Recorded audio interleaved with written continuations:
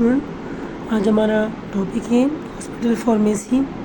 Hospital pharmacy is a department اور service in hospital responsible for the supply of medication to hospital ward as well as ambulatory patient. Hospital pharmacy ایک department ہے اسپتال کے اندر جو hospital کے اندر جتنے بھی وارڈز ہیں ان کو دوائیاں فراہم کرتا ہے، اور جو بھی باہر سے مریض آتے ہیں ان کو بھی دوائیاں فراہم کرتے ہیں۔ اور ہاسپٹل فارمیسی کے اندر کام کرنے والے فارماسسٹ کو ہاسپٹل فارماسسٹ کہتے ہیں۔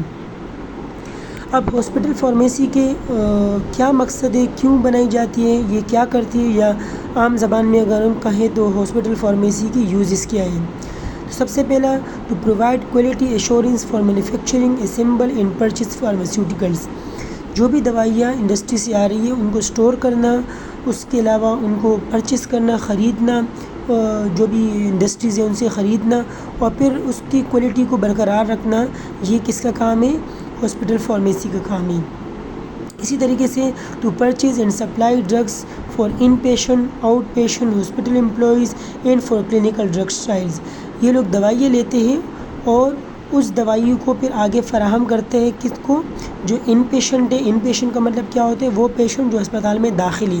آؤٹ پیشنٹ جو باہر سے آتے ہیں، یا جو ہاسپٹل کے امپلائی ہیں جو ہاسپٹل میں کام کرتے ہیں، اور یا اگر کوئی نئی ٹرائلز ہو رہی ہے، ریسرچ ہو رہی ہے تو اس میں اپنی دوائیاں آگے بھیجنا۔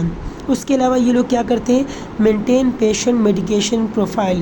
جو بھی پیشنٹ اس کے پاس آئے گا تو اس کا پورا میڈیکیشن پروفائل ان کے پاس پڑا ہوگا، جس میں یہ لکھا ہوگا کہ بھائی اس نے یہ دوائی اتنے ہفتے لیے اور یہ دوائی آگے اتنی لے گا۔ اس کے علاوہ مینٹین پرسکرپشن ریکارڈ۔ اس کا پرسکرپشن ریکارڈ بھی ان کے پاس ہوگا کہ یعنی یہ کون سی دوائی یہ کار ہے، یا کون سی دوائی اس نے پہلے لی تھی۔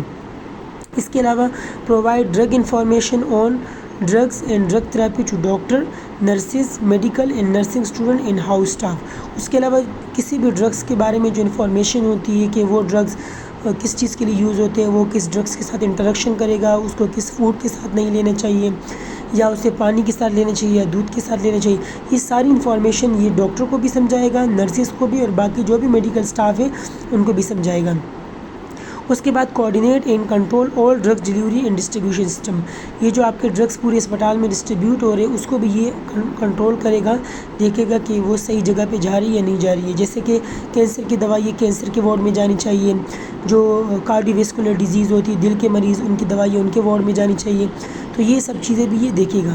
اس کے علاوہ یہ فارمیسی ٹیکنیشین والوں کو بھی سپروائز کرے گا، انہیں سمجھائے گا کہ بھئی آپ نے اس طرح کام کرنا ہے، یعنی فارمیسی ٹیکنیشین والا بھی ہاسپٹل فارمیسی کے اندر کام کر سکتے ہیں ایک فارماسسٹ کے انڈر۔ اوکے اسٹوڈنٹ، آج کا ٹاپک ہمارا یہاں تک تھا۔ اللہ حافظ۔